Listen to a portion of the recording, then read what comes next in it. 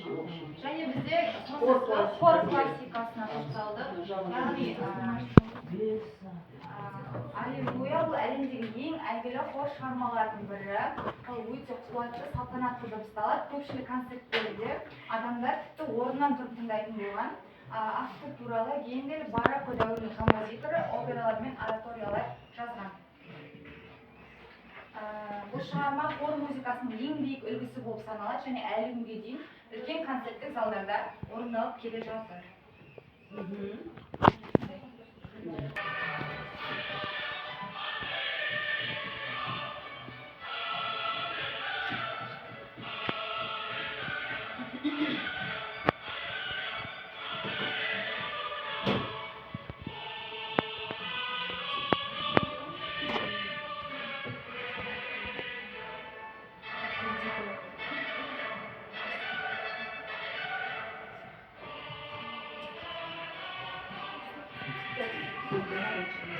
Және тағы бір айта кеткендей, классикалық шығармалар ескі дәуірде қалып кеткен жоқ. Ол заман ағымына сай өңделіп, қазіргі заман ағымына бұрылып, өңделіп, жаңадан шығарылып жатыр. Сондай шығарманың бірі ретінде біз Давид Гаррет, Франсия Маккабе шығармасының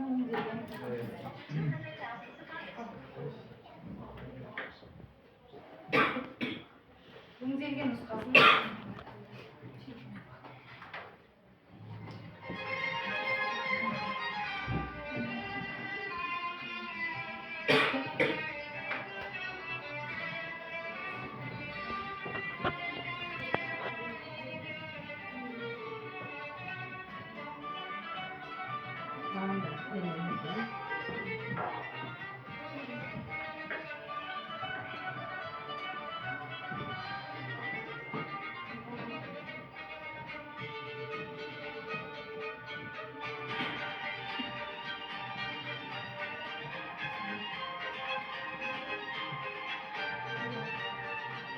яғни айтқымыз келгенде классикалық музыка ол қалып кеткен жоқ, заман ағымына сай уақытпен бірге дамып келе жатқан өнер түрі деп білеміз.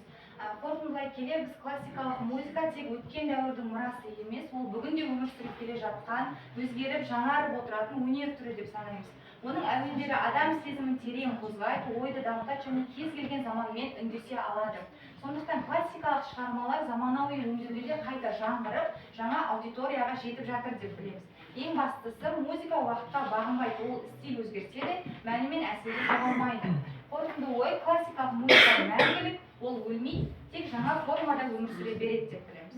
Хорошо, екінші топ. Заманауи.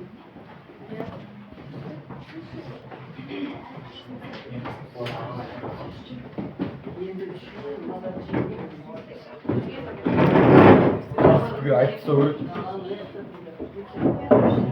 шуланып отырмақ.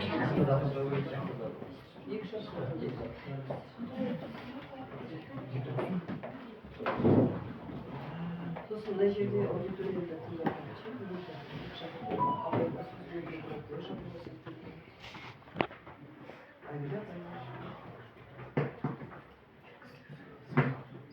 тағы загрузка күтеміз бе? Сөйлемеріңдерші?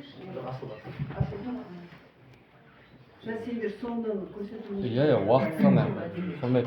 Қазіргі таңда музыка адам өмірінде ажырамас бір бөлікке айналды. Яғни музыканы қазіргі таңда адамдар көңілді болса көңілді музыка тыңдайды, ал мұңды болса баяу, мағынасы терең әндерді тыңдайды. Соның ішінде біздің тақырыбымыз заманауи музыка. Заманауи таралған бағыт. Яғни қазір өте көптеген трендке айналып кеткен бізде әншілер көп. Біз соның арасынан 5 әншіні алып, осы слайд арқылы қорғайтын боламыз. Заманауи музыка даму ма, дағдарыс па, мәдениет пе, әлде тренд пе?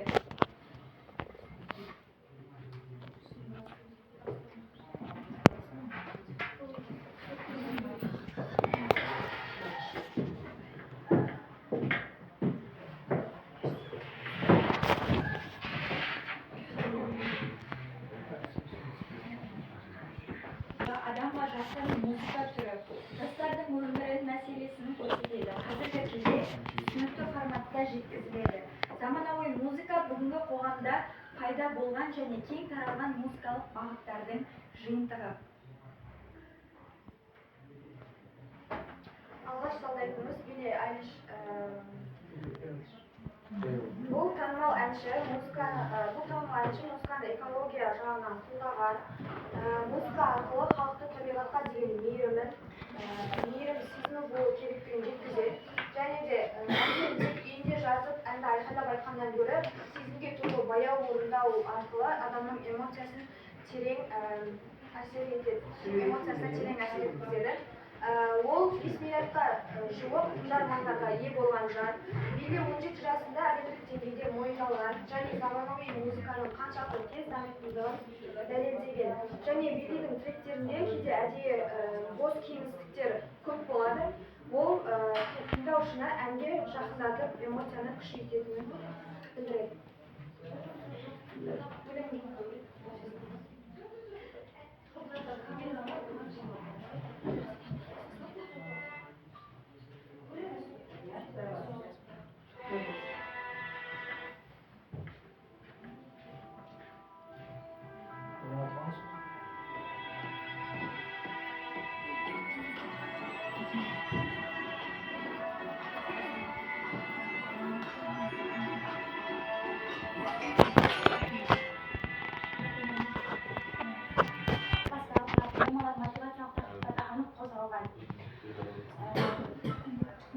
Қазақстанда 2015 жылы құрылған. Бұның ерекшеліктері, олар қазақ музыкасына бұрын болмаған стильді, ерекше әнді, шаш киімін және де сахналық стильді алып келді. Қоғамда резонанс тудырды. Алғашында көпсін алды, бірақ кейін біз адамдар осы мотивацияны қабылдау арқылы жастардың қазіргі заманға деген көзқарасын, ойын барлығын өзгертті. Және де тіл мен мәдениетке өте жақсы әсер етті. Өйткені бұлардың барлық өлеңдерінде тек қазақша айтылған және осы қазіргі қоғамда болып жатқан проблемаларды және де классиканы қосып бірге заманауи әнді топтастырған. Және де бұл олардың стилі хип-хопқа ұқсас болғандықтан олардың өз ерекшеліктері бар. Қазақи элементтер.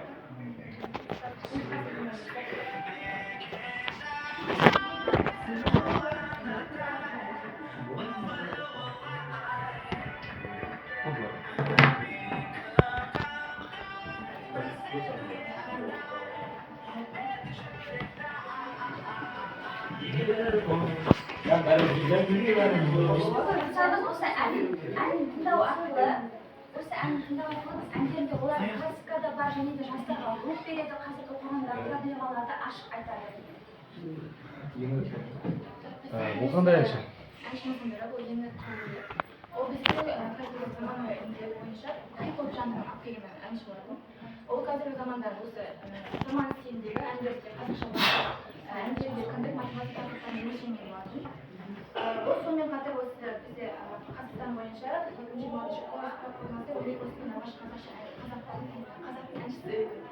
Ол және сонымен қатар ол заманауи бойынша басты артықшылықтардың бірі ол өзінің әндерін өз шығарады. Осы артықшылықтардың бірі өтеді. Сонымен қатар ол қазіргі кезде оның әндері қазір социалистердің өмірімен тікелей байланысты. Оның шығармаларында махаббат, өмірлік, қиындықтар, өзін өзі табу сияқты тақырыптар қозғалады.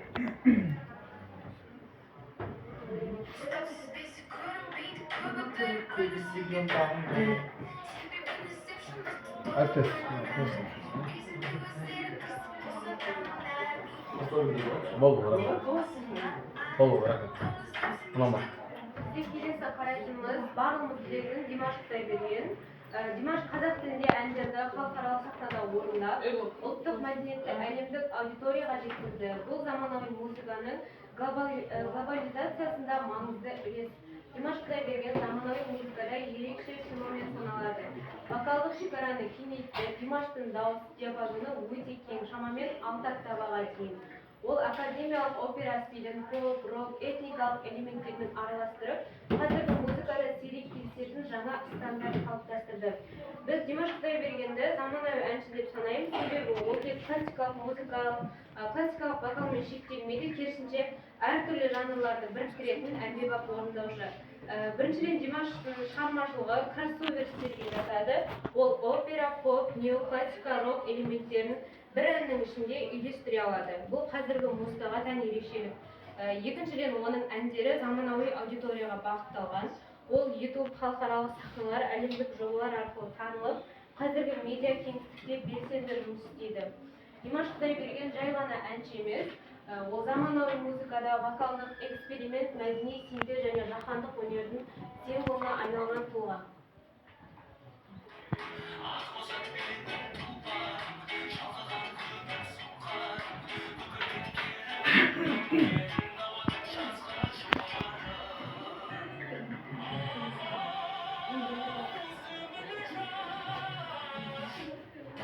Gözüm kara gözüm, bilirsin gönlümün yalnızı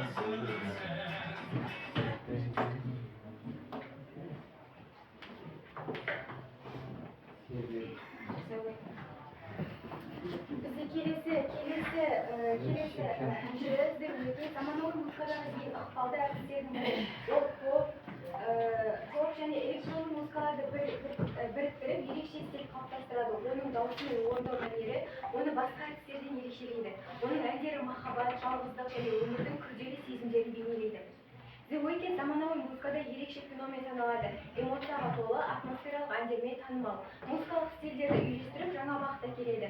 Ол Billing Line Starboy, Save Your Jazz and Act сияқты әлемдік хиттер арқылы үлкен танымалдыққа жетті. The Weeknd жай ғана әнші емес, ол заманауи музыканың стилін өзгерткен және әлемдік мәдениетке әсер еткен тұлға. The Weeknd әндері адамның ішкі әлемі мен сезімдеріне бағытталған.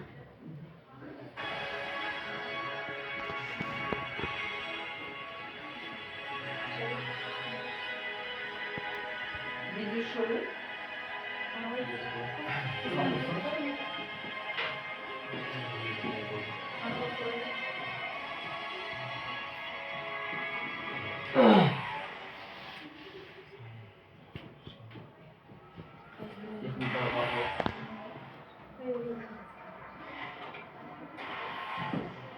Алла разы болсын.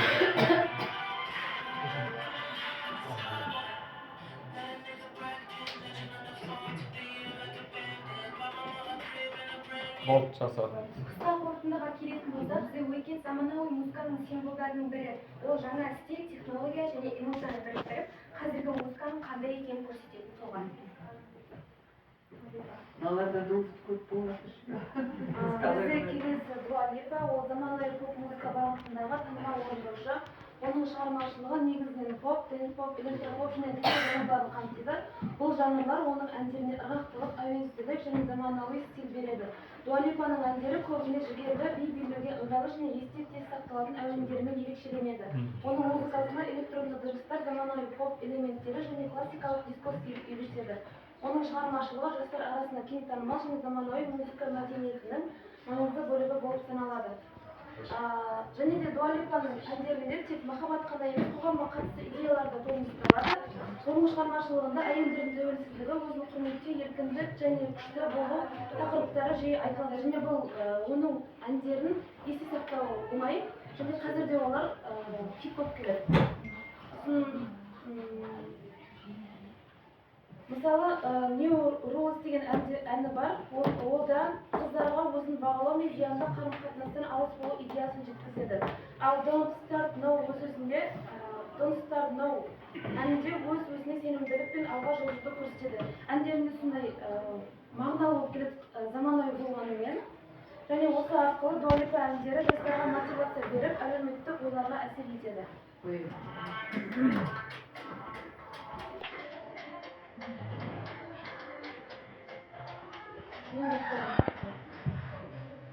Ресторанlarda olmuş kalın. Soğan alma, kuralda gibi.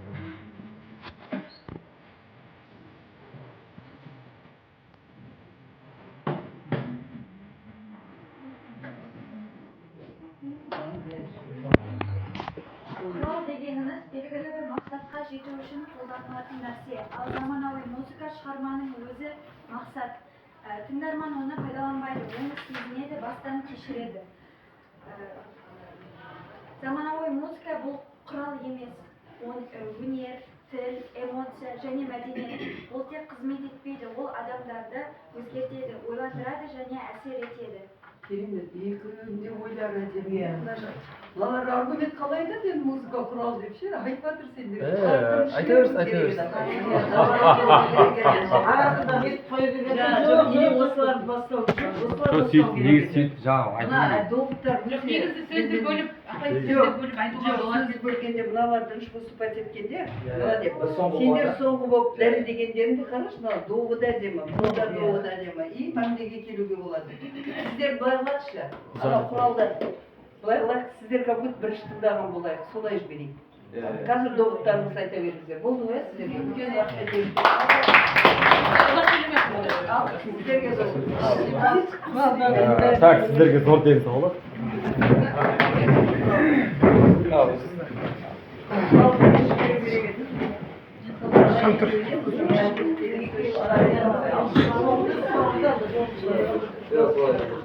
Ойбай, бұлар әлі жеңіп кетеді масқара.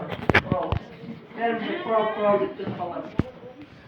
Ой, молодец, мына еще.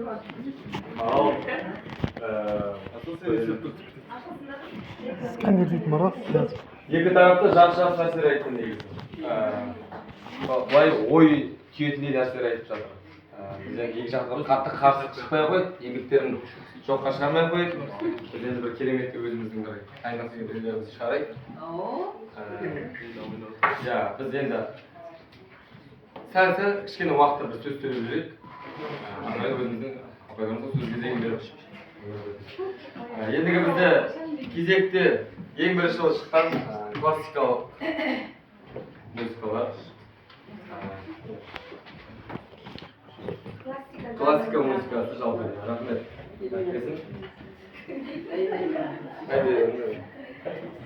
Мен ойлаймын, бұл нәрсе классикалық музыка қазіргі таңдағы заманға сай деп ойламаймын. Қазіргі бұрында Моцарт жаңа айтып өткендей Бетховеннің шығармалары сол кездегі заманға эстетикалық құрал ретінде пайдалану ретінде ал бізде енді қарама-қарсы тарапта ашпай жатыр ма?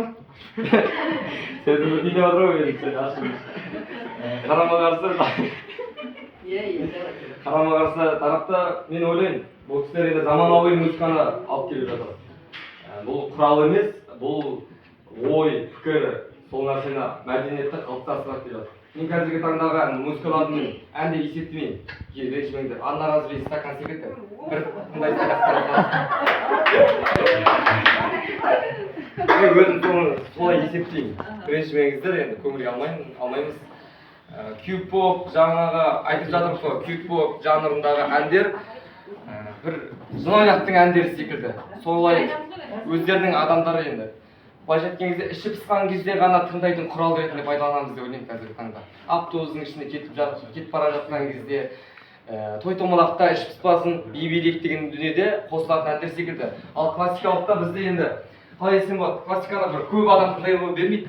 Біз ойымызда санаға қалыптастырған байлар ғана тыңдайды, жаңағы ақшасы барлар адамдар ғана тыңдайды деп.